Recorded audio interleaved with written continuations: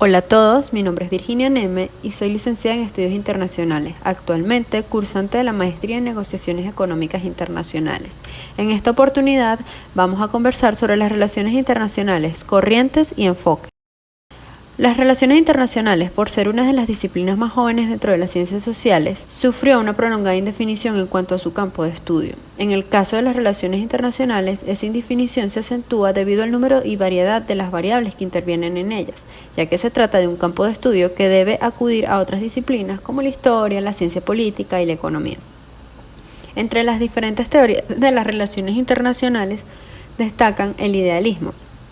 Esta teoría surge al finalizar la Primera Guerra Mundial y trató de evitar una Segunda Guerra Mundial.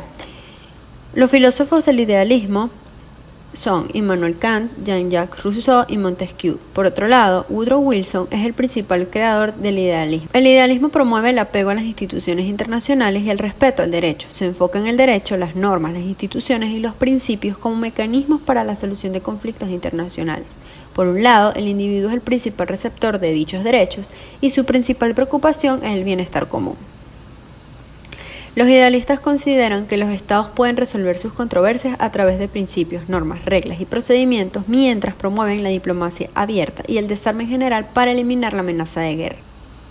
El idealismo, por otro lado, considera que la paz puede lograrse mediante la voluntad política de los actores a través del respeto de las leyes internacionales, pudiendo evitar la guerra. En esta teoría, no solo los estados son actores, además se incluyen las organizaciones, los individuos y las instituciones son vistas como un medio para mitigar la anarquía. Por otro lado, se considera que es una teoría de naturaleza utópica, ya que plantea el cómo deberían ser las cosas en lugar de decir cómo son en realidad. Por esta razón, actualmente surgieron otras teorías que veremos a continuación. Los realistas consideran el poder como elemento fundamental en las relaciones internacionales, planteando como eje de estudio la hegemonía y la necesidad de mantener la autonomía para evitar la dominación. Los autores realistas destacan el Nicolás Maquiavelo, Hans Mortengau y Henry Kissinger. En el realismo, los países actúan según sus propios intereses. Lo que más les concierne es la posesión de poder, para así ser capaces de sobrevivir como entidades autónomas y satisfacer las necesidades de su población.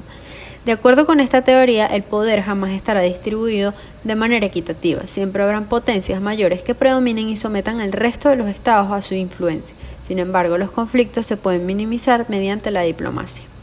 Según Hans Mortengau, los estados en su lucha de poder presentan la aplicación de políticas para mantener el poder adquirido, lo que conocemos como status quo. Aquellos estados que requieran aumentar el poderío se valdrán de acciones para alcanzarlo, y otros estados que no consideran una prioridad su aumento o disminución de poder van a utilizar políticas de desprestigio. El realismo clásico versus el neorrealismo. Por un lado, el realismo clásico supone que el mundo está políticamente organizado por naciones y por esto el interés nacional es el elemento clave. Para esto surge el Estado Nacional. Por otro lado, el neorrealismo es la estructura del sistema internacional, la que determina el comportamiento de los estados. El liberalismo nace con el padre John Locke, que sostuvo que todo gobierno surge de un pacto o un contrato irrevocable entre individuos con el propósito de proteger la vida, la propiedad y la libertad de las personas. Al contrario del realismo, el liberalismo está convencido de que los conflictos y la guerra pueden evitarse.